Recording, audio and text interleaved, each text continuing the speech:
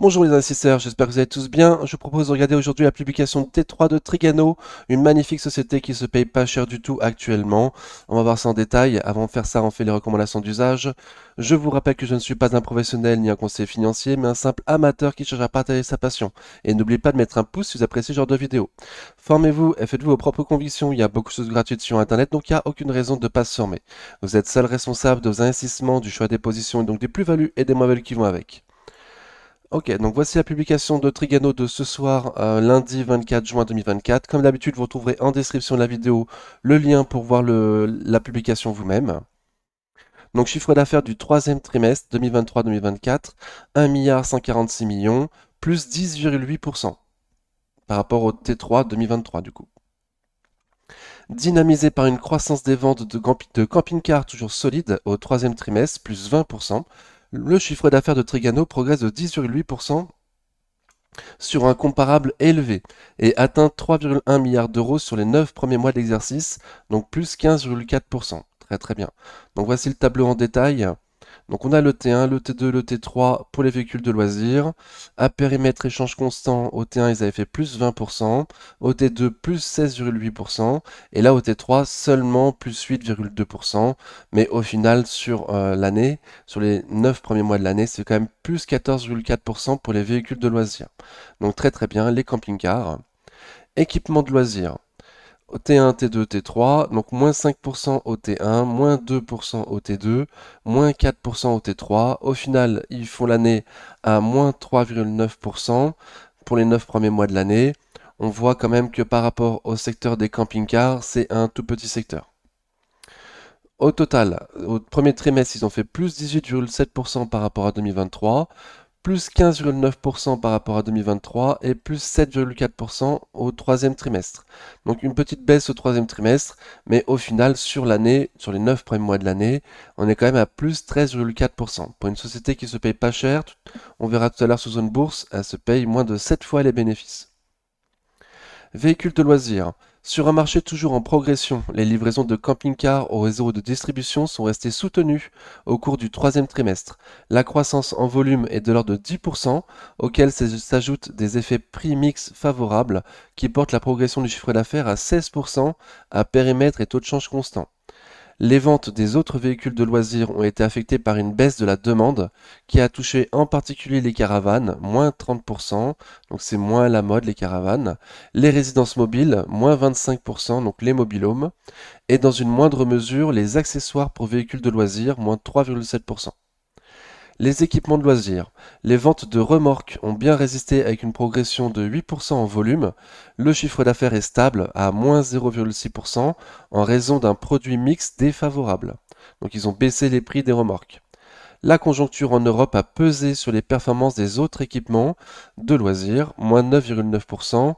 En outre, les ventes en équipements de jardin et matériel de camping ont souffert de conditions climatiques peu favorables à l'acquisition d'équipements de plein air en France. On a eu beaucoup de pluie dans le sud, un peu partout en France, il me semble d'ailleurs. Pour les perspectives, les livraisons de camping-cars de la fin de la saison 2024 devraient permettre une bonne progression du chiffre d'affaires sur l'exercice en conservant une marge de qualité. Le marché du camping-car reste bien orienté en Europe, avec une croissance proche de 10% depuis le début de la saison. La normalisation des livraisons de châssis par les constructeurs automobiles a permis de satisfaire la demande et de reconstituer les stocks des constructeurs et des réseaux de distribution.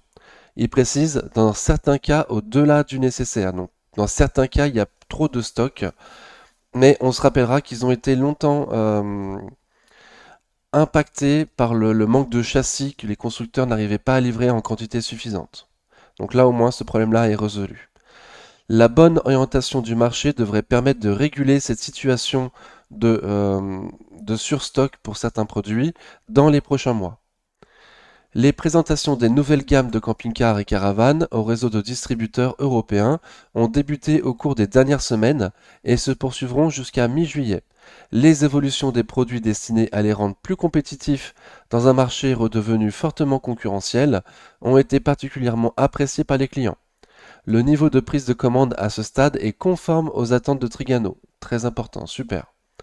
Dans un contexte économique et politique toujours perturbé, Trigano restera attentif à l'évolution de ses marchés pour adapter sa structure et son organisation et gagner des parts de marché.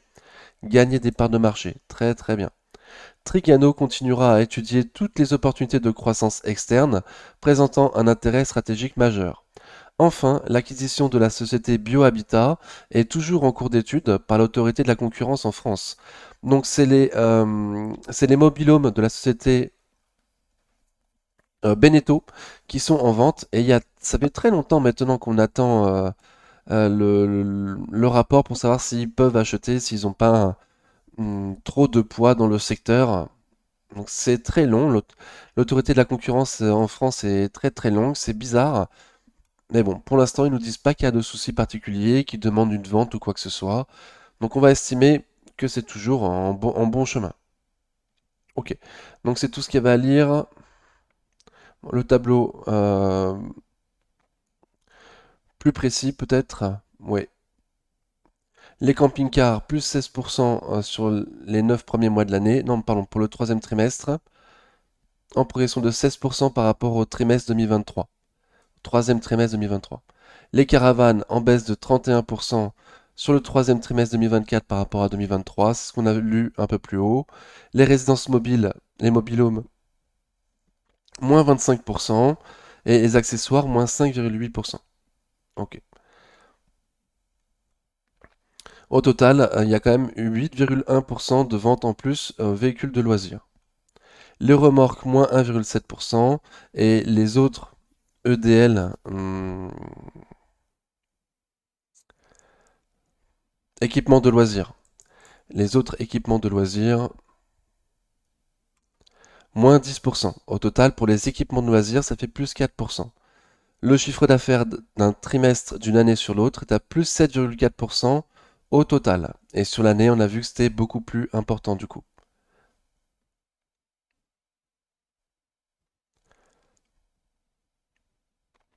Ok, bon, je vous laisse lire tout ça. On va sur une bourse du coup. Moi, ce qui m'intéressait du coup, c'était sur l'année. On se refait un petit coup de l'année. Sur les 3 premiers mois de l'année, par rapport à 2023, ils en sont à plus 13,4%. Trigano aujourd'hui se paye 6,2 fois les bénéfices estimés pour 2024, donc c'est vraiment pas beaucoup, avec un rendement à plus 3,35%, donc supérieur au livret A, très très bien. De la trésorerie, pas de dette. La trésorerie devrait largement se réduire lorsqu'ils auront l'accord pour acheter les bungalows de chez Beneteau. Pour l'instant, on n'a pas la réponse. Ça devrait coûter environ 1 milliard, il me semble, de souvenirs. Ok, un résultat net attendu en légère baisse l'année prochaine, mais un trésorerie net en attendu en grosse hausse l'année prochaine. Donc cette trésorerie nette ne prend pas en compte l'acquisition des bungalows de chez Beneteau, mais ça nous montre quand même le flux de trésorerie disponible, qui est très important chez Trigano, supérieur à 300 millions.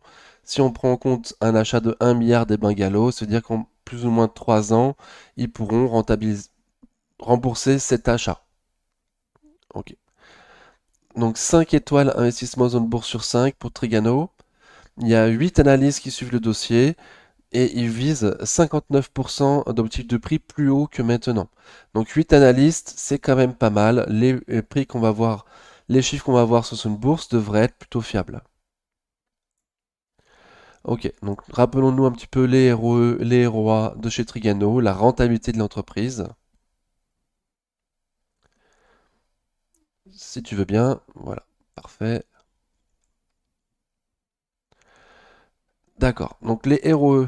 Sur la chaîne, on souhaite des ROE supérieurs à 15, ce qui montre une société qui a une très belle rentabilité. Supérieur à 15, c'est vraiment excellent. Avant le Covid, on était à 20% de ROE, donc excellent. Pendant le Covid, toute la planète s'est arrêtée, on était à 14,8%. C'est quand même très très bien alors que tout le monde s'est arrêté. Et depuis la fin du Covid, c'est entre 20 et 22% de ROE. Donc excellent. On n'a pas les ROA malheureusement. Et les analystes professionnelles attendent une baisse du ROE pour attendre 14,2% en 2026. Ce n'est que des projections. On ne serait plus aux 15% visés sur la chaîne en 2026, mais ce ne sont que des projections. On va voir s'ils le font mieux que ce qui est prévu. Ok, donc la trésorerie. Actifs par action, on est à 98,5 euros d'actifs par action pour l'entreprise qui se paye aujourd'hui 120 euros, il me semble, environ. Un faible capex, donc des faibles investissements. On va juste revérifier le prix de l'action. Oui, 120 euros pile poil pour 98 euros d'actifs par action. Donc, ça se paye vraiment pas cher. Trigano. Est-ce qu'on a bien une progression du chiffre d'affaires d'année en année sur Trigano? Oui, hors Covid, il y a bien une belle progression du chiffre d'affaires sur Trigano. On n'est pas aux 10% visés sur la chaîne, on est plutôt vers les 8%. C'est quand même pas mal du tout. Et il a attendu une stagnation entre 2025 et 2026. À voir de nouveau, ce sont des projections, à voir si vraiment ils font ça ou pas. Il reste qu'aujourd'hui, payer moins de 7 fois les bénéfices pour cette entreprise, c'est pas bien cher payé. Des marges d'exploitation, avant le Covid, on était à 9%. À la dernière publication, il y a 8 mois maintenant, on était à 12%. Donc c'est pas terrible, c'est pas ce qu'on cherche sur la chaîne. On cherche des marges nettes qui sont supérieures à 10, des marges d'exploitation plutôt aux alentours de 20. Donc là, on n'y est pas. Voilà, c'est pas le top du top, n'empêche qu'il y a une rentabilité très très bonne. Donc comme je dis, 8,8% de marge nette sur Trigano à la dernière publication, attendu en légère hausse pour les années futures, aux alentours de 9%. Une marge de free cash flow inférieure aux 10% visés sur la chaîne, attendu en hausse pour les années futures à 8-9%. Donc on n'est pas loin de la cible visée des 10%. On n'y est pas encore, on n'y est pas, mais pour une entreprise qui aurait des marges nettes supérieures à 10%, une croissance supérieure à 10%, des marges free cash flow supérieures à 10%, évidemment on ne serait pas à un PE de 7. Donc en prenant en compte le PE de 7, aujourd'hui de 6,7 il me semble, on est quand même pas cher payé. On a un dividende qui est très très sûr. On paye l'entreprise paye une partie infime, verse une partie infime de ses bénéfices sous forme de dividendes, qu'on va estimer à environ 20%. Voilà. À la dernière dividende, ils ont versé 3,5 euros de dividendes pour pratiquement 16 euros de bénéfices nets par action. Donc le dividende est largement sûr, il peut être augmenté d'année en année. C'est pas ce qu'on voit de nouveau sur 2025-2026 par les analystes professionnels, mais ce ne sont que des projections. Hmm, voilà, il y a beau avoir 8 analystes, ils sont pas forcément. Voilà, moi, j'imagine mal Trigano quand même baisser son dividende, contrairement à ce qui est noté ici, alors qu'il y a une grosse marge entre les bénéfices par action et les dividendes. Bon, donc à suivre. C'est pas le top du top, ça reste quand même une excellente valeur. Au niveau du price to book, aujourd'hui on se paye 1,19 fois le price to book. Historiquement, on s'est jamais payé aussi peu cher. Et je vous rappelle qu'en dessous de 1, une fois le price to book, l'entreprise est value. Donc là, on est quand même proche de la value sur Trigano. On se paye pas vraiment, pas beaucoup cher. On a vu tout un peu plus bas, les actifs par action sont pas loin du tout du prix de l'action. Au niveau de valeur entreprise sur EBITDA, on se paye 3,4 fois l'EBITDA. Historiquement, on s'est payé qu'une seule fois aussi peu cher, c'était en 2022. Généralement, on se paye beaucoup plus cher l'EBITDA. Donc là, on est vraiment à un prix qui semble canon sur Trigano. Valeur entreprise sur chiffre d'affaires, on se paye 0,49 fois le chiffre d'affaires. Historiquement, il n'y a qu'une seule fois où on s'est payé aussi peu cher, c'était en 2022 de nouveau, où on se payait pas cher de nouveau en 2022, mais historiquement, ça se paye quand même beaucoup plus cher. Donc aujourd'hui, on se paye 6,2 fois les bénéfices en 2020, estimés pour 2024. Historiquement, la seule année où on s'est payé aussi peu cher, c'était en 2022, où on se payait 5,9 fois les bénéfices. Historiquement, on se paye quand même plus cher. Ça devrait valoir au moins 10 fois les bénéfices Trigano. Ça s'est payé 8 fois l'année dernière, 15 fois en 2021, 10 fois avant le Covid. Donc on peut estimer un retour sur les 10 fois les bénéfices comme étant un minimum. Ok. Plus une progression de 13% cette année, qui devrait progresser encore dans les années futures, même si les analystes professionnels ne sont pas tout à fait d'accord avec cette projection. Euh, Surtout, enfin, en partie grâce aux bungalows de chez Beneteau et au fait qu'ils veulent prendre des parts de marché sur leur marché des camping-cars et des équipements de loisirs. Ok, au niveau du graphique, du coup, Trigano.